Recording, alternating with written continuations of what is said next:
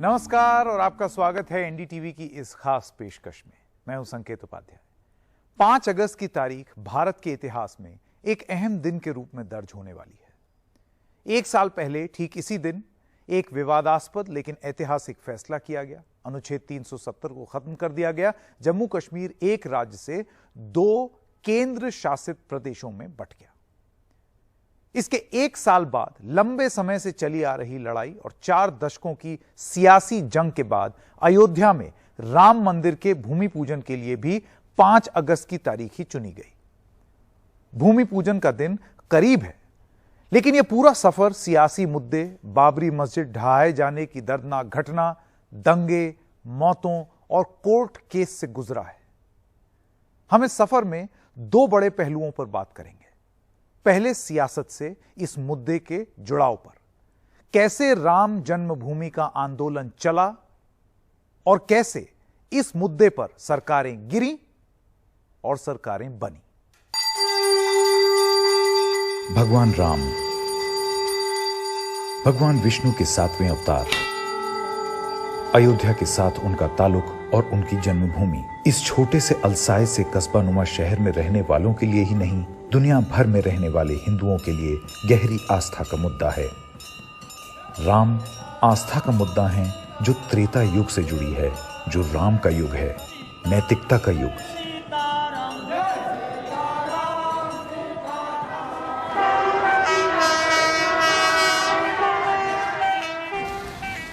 कौन जानता था कि भगवान राम का जन्म स्थान नैतिकता और धर्म की जगह विवादों की जगह बन जाएगा।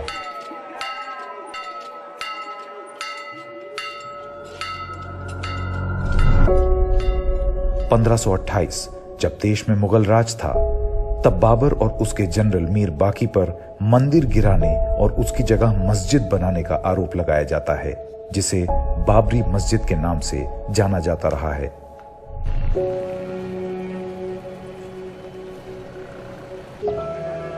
अस्सी के दशक में आस्था और मंदिर के आसपास की राजनीति मुख्य केंद्र में आ गई।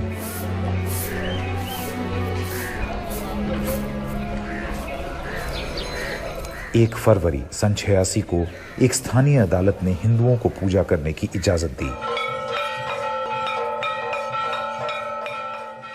तब की राजीव गांधी सरकार पर दोहरे तुष्टीकरण का आरोप लगा।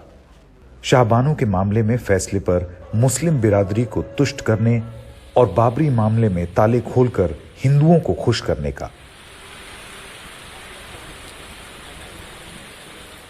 ताले खोलने का मामला दिसंबर 49 के बाद की दूसरी बड़ी घटना थी, जब भगवान राम और लक्ष्मण की मूर्तियां मस्जिद के बीच वाले गुंबद के नीचे रखी गईं।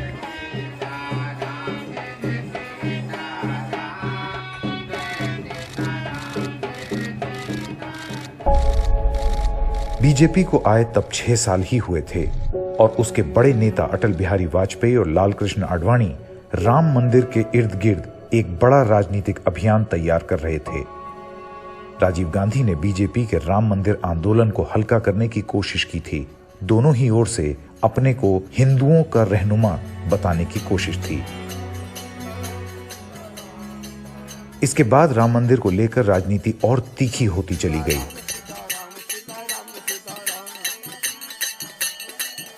प्रधानमंत्री राजीव गांधी ने बाबरी ढांचे के पास नींव का पत्थर रखने के लिए समारोह को अनुमति दी। बीजेपी के मंदिर आंदोलन की बढ़ती लोकप्रियता को नुकसान पहुंचाने की ये एक कोशिश मानी गई। इसके बाद मंदिर के समर्थन के लिए बीजेपी ने और बड़े पैमाने पर अभियान शुरू कर दिया। हिंदुओं का बड़ा मसीहा कौन है, इसकी जंग शुरू हो गई। सन 84 में महज 2 लोकसभा सीटें जीतने के बाद सत्ता पर पूरी पकड़ की ओर भारतीय जनता पार्टी अग्रसर थी।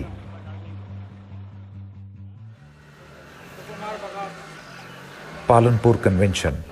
बीजेपी के अधिवेशन में पार्टी ने रणनीति बदली और पहली बार औपचारिक तौर पर राम जन्मभूमि की मुक्ति और विवादित जगह पर राम मंदिर के निर्माण की बात कही।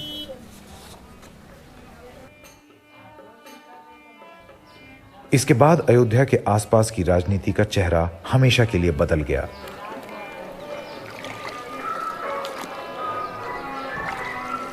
पच्चीस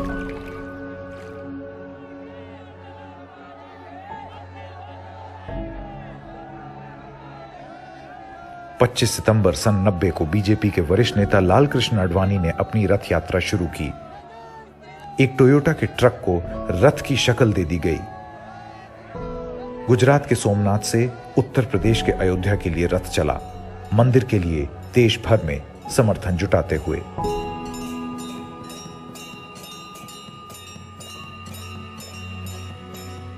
धर्म और राजनीति का खेल उत्तर प्रदेश में चरम पर था। मुख्यमंत्री मुलायम सिंह यादव पिछड़ा वर्ग की सोशल इंजीनियरिंग का चेहरा बनकर उभरे। मंडल आयोग को लेकर आंदोलन का नतीजा यही था। बीजेपी अपने आप को हिंदू पार्टी की तरह पेश कर रही थी, वहां कांग्रेस ये सोचने की कोशिश कर रही थी कि वो कौन सी धड़ पकड़े। मुलायम और उस वक्त के बिहार के मुख्यमंत्री लालू प्रसाद यादव ने अपने आप को मुसलमानों के मसीहे की तरह प्रस्तुत किया, उल्टे ध्रुवीकरण का फायदा उठाने की कोशिश। इस बीच अपना रथ लेकर समस्तीपुर पहुंचे लालकृष्ण आडवाणी को MY फैक्टर पर काम कर रहे लालू ने गिरफ्तार करवा दिया।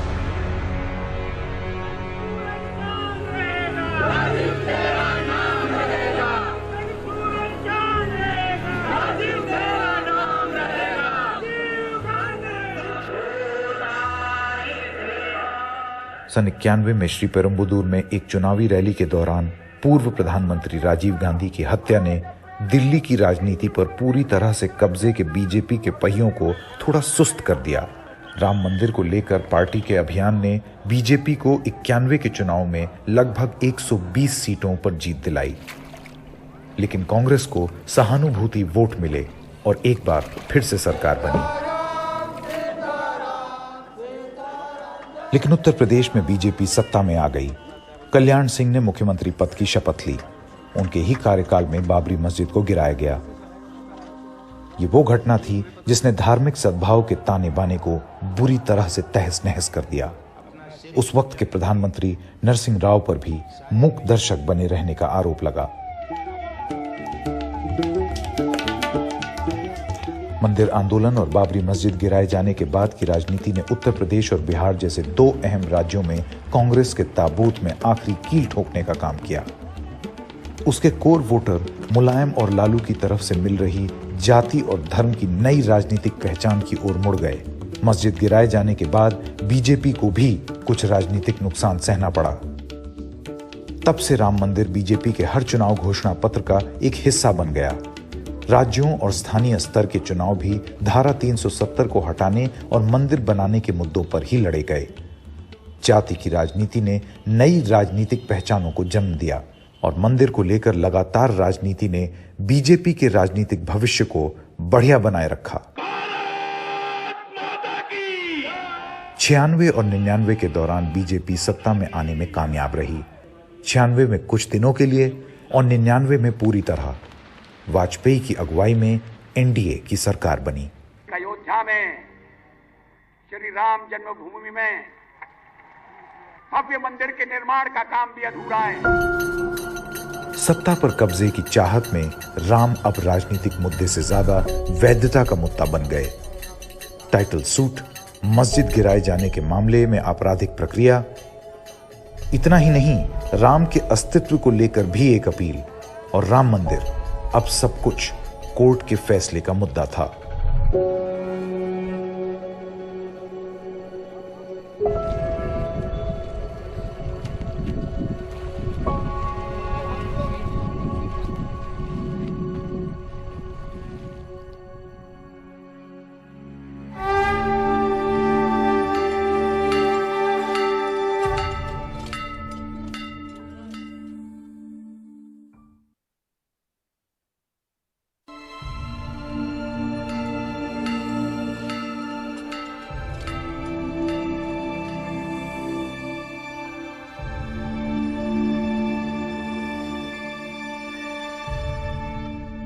अब राम मंदिर बनना शुरू होगा, लेकिन यह शुरुआत एक बेहद लंबी चली कानूनी लड़ाई के बाद संभव हो पाई, जो कई दशकों तक खिंची।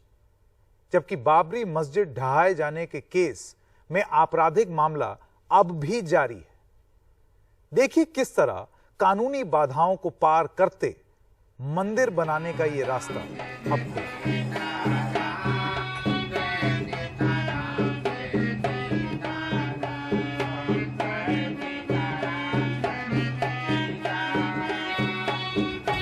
राम मंदिर आंदोलन के इर्द गिर्द राजनीतिक अभियान के नतीजे कोई बहुत तर्कसंगत नहीं थे।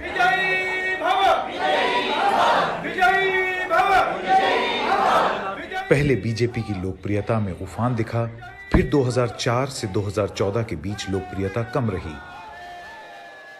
कांग्रेस कभी तय ही नहीं कर पाई कि मंदिर आंदोलन का समर्थन करें या उससे दूर रहें।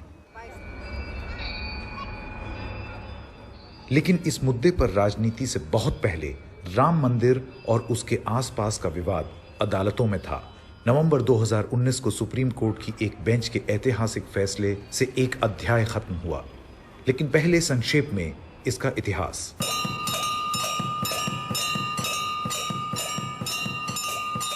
सन 84 विश्व हिंदू परिषद और भारतीय जनता पार्टी ने धर्म संसद में राम जन्मभूमि मंदिर के निर्माण के लिए एक अभियान शुरू किया। 11 फरवरी सन 86 फैजाबाद के जिला जज ने विवादित ढांचे को हिंदुओं के लिए खोलने का आदेश दिया। नवंबर 89 प्रधानमंत्री राजीव गांधी ने गैर विवादित जगह पर शिलान्यास की अनुमति दी। 6 दिसंबर सन 92 आरएसएस, वीएचपी, बजरंग दल और बीजेपी के कारसेवकों पर यह आरोप है कि उन्होंने विवादित ढांचे को गिराकर एक अस्थायी मंदिर वहां बना दिया।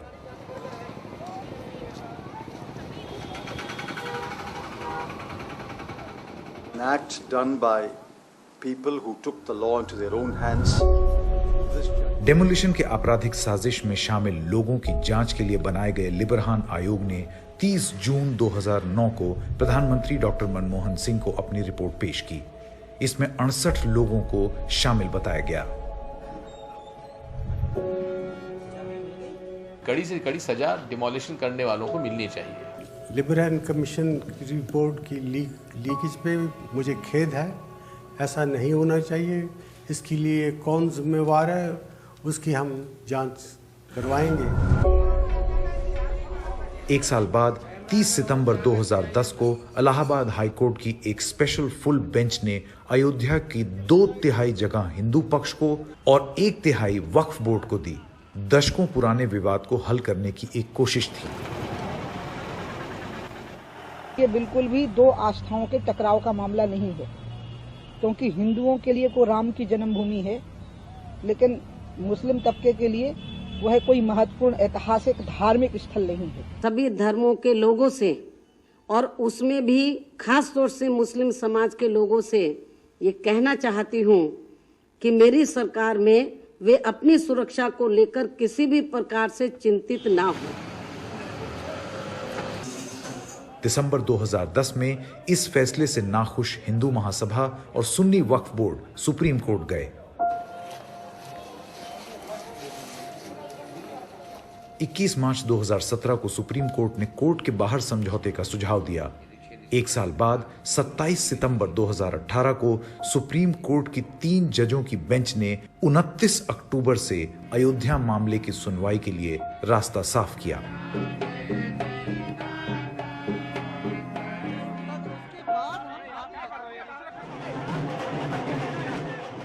मध्यस्थता के तमाम प्रयास हुए, लेकिन वो नाकाम थे। मार्च 2019 में सुप्रीम कोर्ट ने पूर्व जज कलीफुल्ला की अगुवाई में एक पैनल बनाया।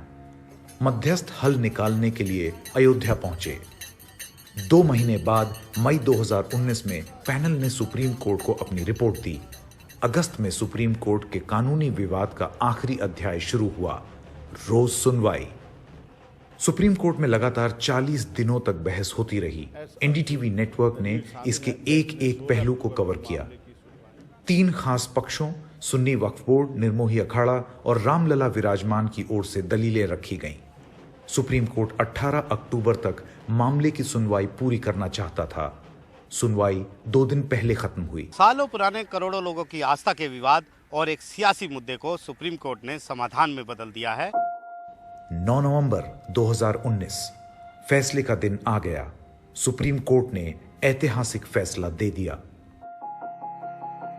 5 जजों की बेंच ने एक राय से आदेश दिया कि भारत सरकार राम मंदिर बनाने के लिए एक ट्रस्ट बनाए।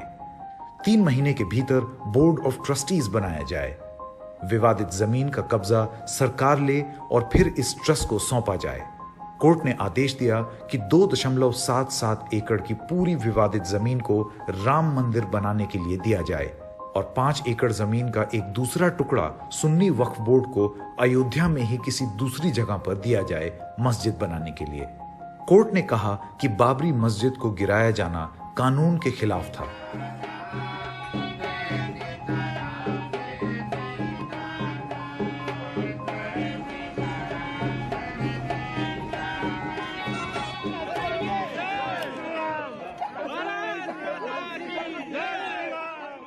कानूनी अड़चनें दूर हो चुकी हैं, विपक्षी शांत हैं, कानूनी जीत को राजनीतिक जीत की तरह भी पेश किया जा रहा है। आने वाले 5 अगस्त को एक भव्य समारोह होगा जिसमें प्रधानमंत्री मोदी शामिल होंगे। कोशिश राम मंदिर बनाने की प्रक्रिया को शुरू करने की ही नहीं, बल्कि मुद्दे को फिर से जनता की अदालत में ले जाने की भी है।